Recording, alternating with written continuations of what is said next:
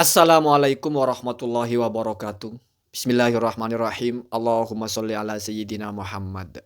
Kebanyakan orang, termasuk saya, atau mungkin para penyimak Warkop Institute ini, sejatinya kita itu mengukur kemampuan Tuhan berdasarkan akal kita. Apa buktinya?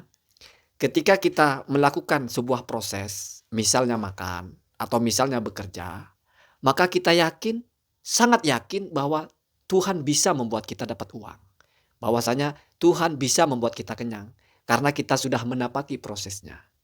Tidak bisa kita meyakini Tuhan bisa membuat kita kenyang, Tuhan bisa membuat kita punya uang dengan keadaan kita tidak makan, kita tidak kerja. Jadi sebetulnya kita itu bukan menuhankan Tuhan, tetapi menuhankan pikiran kita. Ini penyakit, penyakit sekali. Jadi seolah-olah kekuasaan Tuhan itu bergantung proses kita. Nah, ini luar biasa kurang ajar.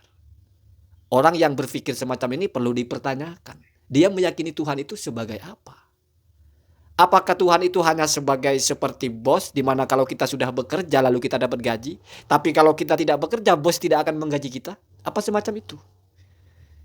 Padahal Allah itu yaf'alu ma yasha'u, melakukan apa yang Dia kehendaki, apapun. Saya tidak mengajarkan kita malas, bukan. Tetapi mari kita rapikan dulu bagian terpenting ini. Bagi Allah, tidak ada bedanya memberi kamu uang 1 miliar atau 1 triliun atau 1000, nggak ada bedanya. Bagi Allah, tidak ada bedanya membuat kamu kenyang dengan kamu makan atau tidak makan. Tidak ada bedanya. Jangan dikira kalau kamu makan maka Allah akan lebih mudah membuat kamu kenyang. Sementara kalau kamu tidak makan Allah akan lebih sulit. Nah, inilah namanya kita mengukur kemampuan Tuhan dengan pemikiran kita. Itu masalah sekali. Sehingga apa? Efek dari seperti ini kita tidak maju. Kenapa tidak maju? Karena dalam berdoa kita hanya mengukur dari yang kita kerjakan.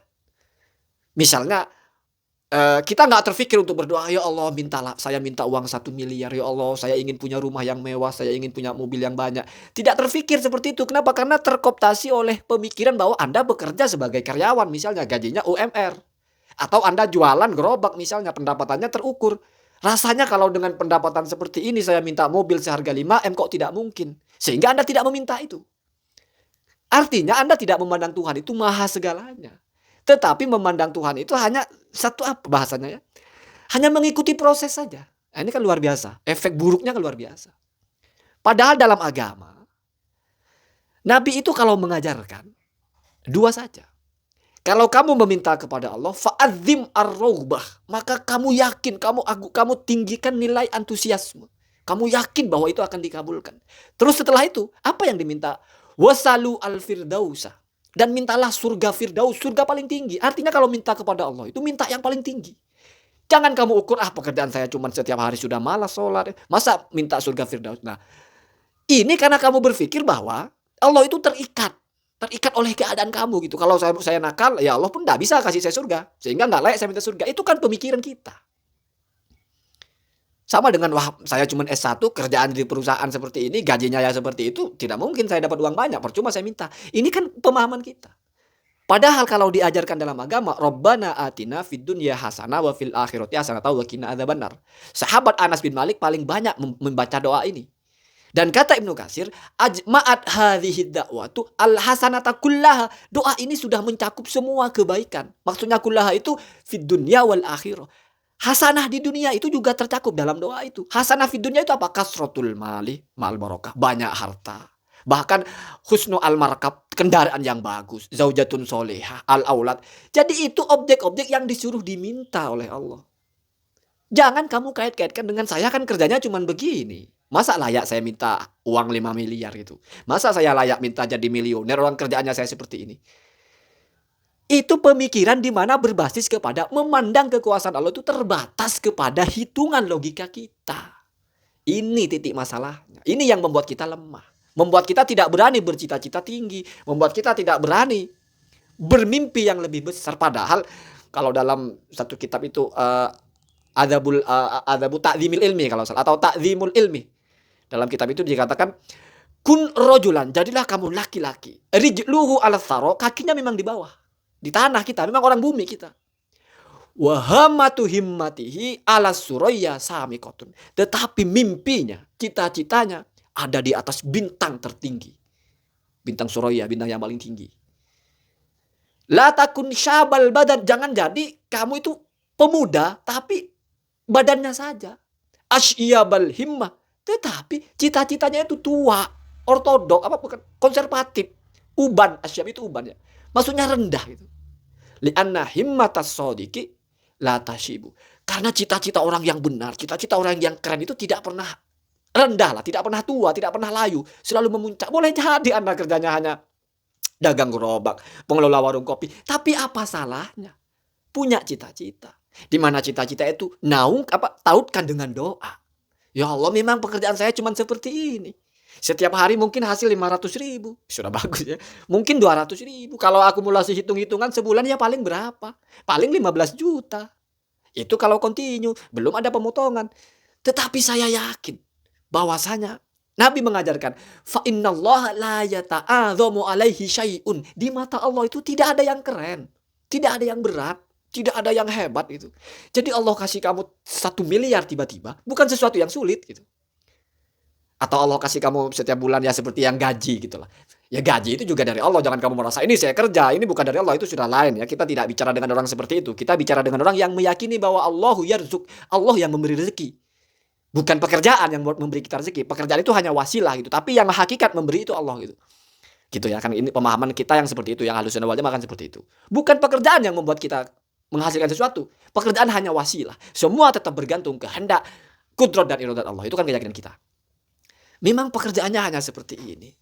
Tapi bukan tidak mungkin dan tidak sulit bagimu untuk memberikan saya berlipat-lipat dari yang layak saya terima secara hitungan manusia. Kita terus berpikir semacam itu. Sehingga kalau berdoa itu keren gitu. Enggak ya Allah, Allahumma firli.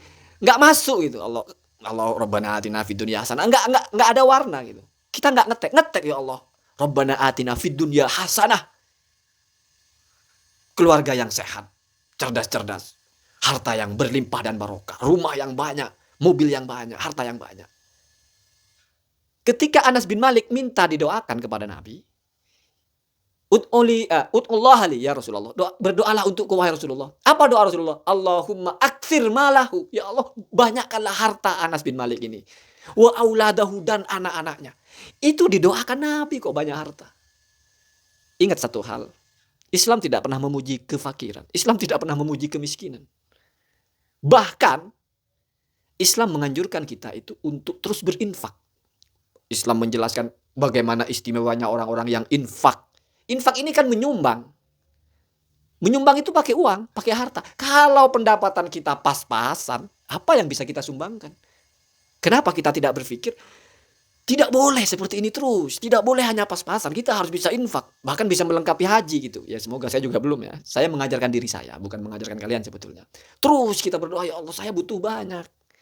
Ya Allah saya ingin memberikan uang untuk orang lain. Saya melihat orang yang tidak mampu, apalagi masa sekarang. Ingin sekali saya itu subsidi orang setiap hari. 100 orang kah? Kita kasih makan 100 orang kah? 1000 orang kah? Ini bisa tercapai kalau kita punya uang.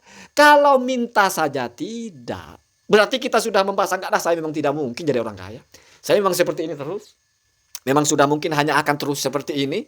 Ya kerja dengan warung kecil, pendapatan ya segitu, puluhan tahun ya seperti ini, cukup buat makan saja. Ya ada lebih-lebihnya paling beli sawah untuk anak cucu, ya terus dari generasi-generasi seperti itu.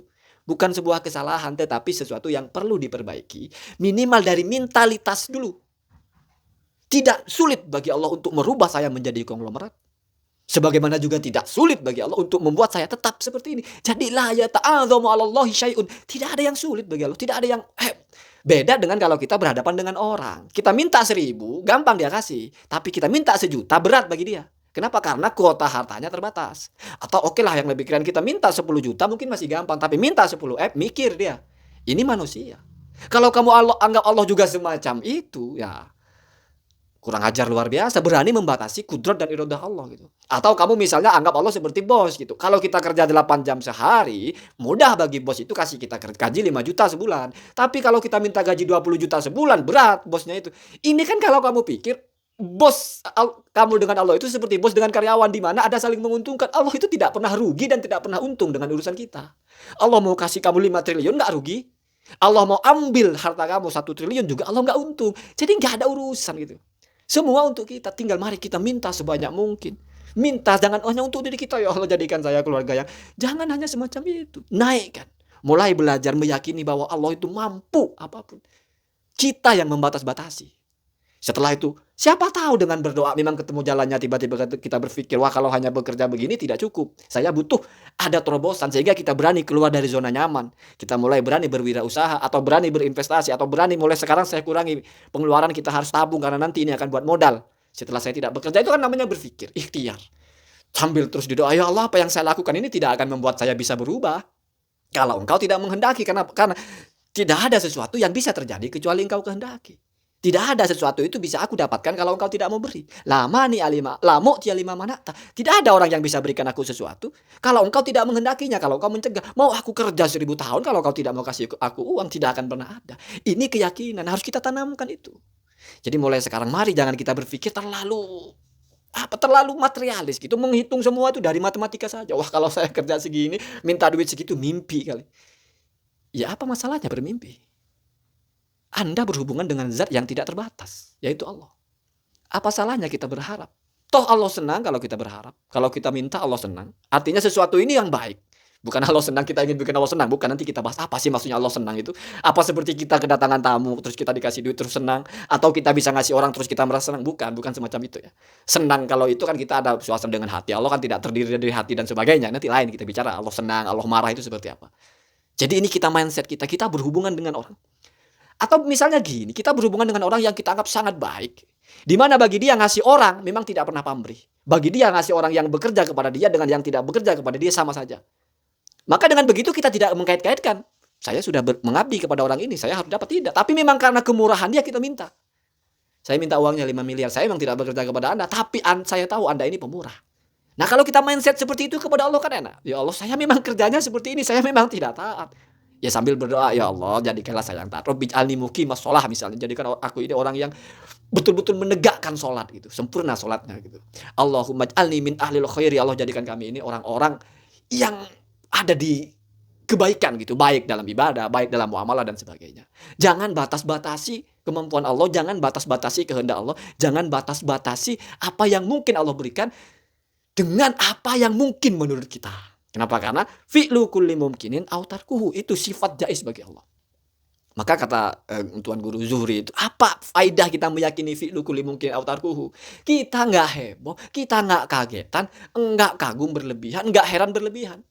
Ada orang nggak kerja tiba-tiba entah punya tanah, tiba-tiba tanahnya dibeli siapa, tiba-tiba jadi miliarder, kita nggak heran. Allah hendak, apa masalahnya? Ada orang kerja puluhan tahun, tapi nggak kaya-kaya juga, nggak heran. Kenapa? Karena semua itu kan hanya mungkin dan tidak mungkin, dan bagi Allah sama saja. Allah kasih ya suka-suka Allah, Allah nggak kasih ya. Allah itu tidak pernah terikat, harus tidak pernah terikat, tidak boleh. Dengan mindset seperti ini, maka kita bangun husnudzon. Ya paksakan dalil ana inda dzonni abdi. Kita husnudzon saja, Allah bisa kasih saya lebih dari yang saya biasa peroleh, walaupun pekerjaannya sama. Bukan tidak mungkin. Atau bisa saja Allah kasih saya yang lebih dengan proses saya dapat pekerjaan yang lebih. Jadi semuanya mungkin, semuanya mudah. Maka selama masih hidup, masih ada kesempatan kita berdoa, minta ampunan, minta rezeki. Kenapa? Karena mungkin saja kalau hitungan matematisnya, ibadah kita tidak sempurna, tapi kalau kita punya harta yang banyak, kita bisa infak. Kita bisa bikin pesantren, bikin yayasan, bikin masjid. Setidaknya ini menjadi investasi kita setelah kita mati. Belum tentu anak-anak kita menjadi orang-orang yang ingat untuk mendoakan kita. Maka kita juga tidak boleh gantungkan itu. Maka kita punya investasi mandiri. Sumbang 5M, bikin pesantren, cari orang-orang alim untuk ngelola itu. Kalau juga ya hasibu ini bahasanya, kita hitung-hitung amal kita apa saja. Walaupun kita tidak boleh berakidah bahwa ini akan membuat saya, maksudnya akan itu harus gitu, enggak ya.